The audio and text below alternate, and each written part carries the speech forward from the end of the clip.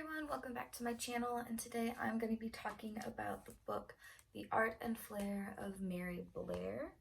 Now, if you don't know who Mary Blair is, she was one of the original female artists at Disney starting in like the 1940s.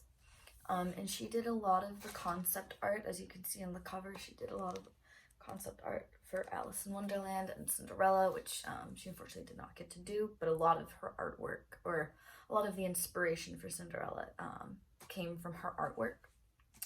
She also did the original mural for It's a Small World ride at Disneyland. Whether you love it or hate it, it is an iconic ride, which unfortunately they don't show her artwork anymore. It is actually covered with new artwork. One of the artwork, it looks like this, and I think that's one of my favorite ones. It was the last picture mural in the original It's a Small World ride. Yeah, this book, I mean, is very small. 6 chapters going about her life and her time at Disney. She was actually very favored by Disney. She was picked a lot to go and do special projects with him. One of her most famous ones was doing the Saludos Amigos one. Again, probably not the best one, but it was big at the time, to kind of promote friendly relationships between South America and North America.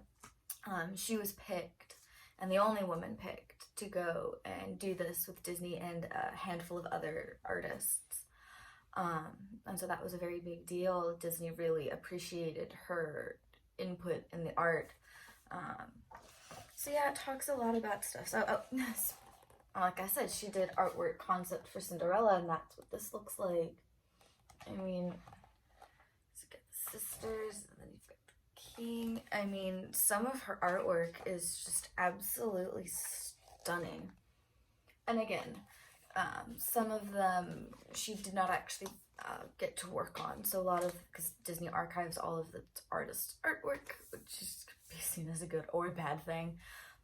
But the artists that were working at Disney when they were making the movies used her work a lot as inspiration. So even though she didn't personally work on a lot of these movies, they were heavily inspired by her artwork. Like, that is just how popular she was, and how good she was. She was very good. I love reading about all of the Disney people, you know. It's very interesting to see how it is, or was in the past, you know, kind of how, you know, the story of what it was then, and then how it got to where it is today. And again, just seeing a woman pave the way in an industry that was pretty much all men. I mean, they, in another book, The Queens of Animation, they talked about Mary Blair as well.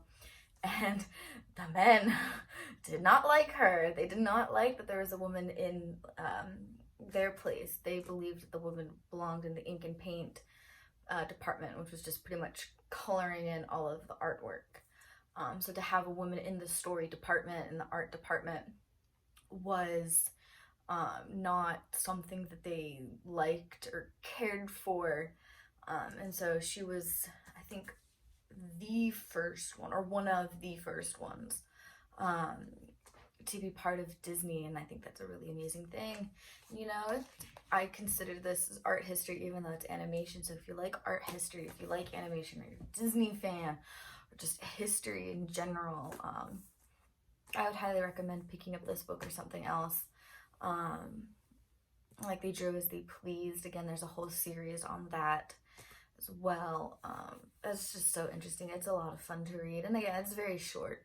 Most of it is just her concept drawings, which are really, really interesting to see, because we don't really are allowed to see a lot of the concept art. We see a lot of like drafts. Like if you watch like bonus features on the DVDs, we don't really get to see a lot of like the concept art like this.